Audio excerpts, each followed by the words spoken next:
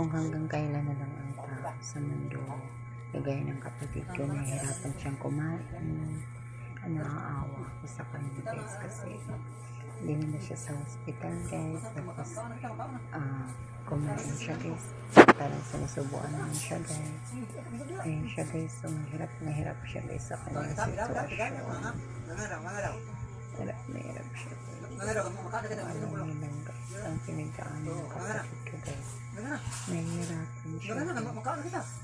Pinakikita guys sa kanya. Sana wag mangyari sa inyo guys ang ganitong sitwasyon guys. Kasi mahirap mabigat sa puso. Mahirap mabigat sa kalooban guys. Mawalan ka ng pamilya. Mawalan ka ng kapatid na handang magmahal at magparaya sa'yo. Kailangan natin guys magkaroon pagkakaunawaan at pagkakaintindihan. Dahil mahirap ganito guys. Ang nangyari kasi sa kapatid ko ang nangyari kasi sa kanya guys ay kasakit siya guys.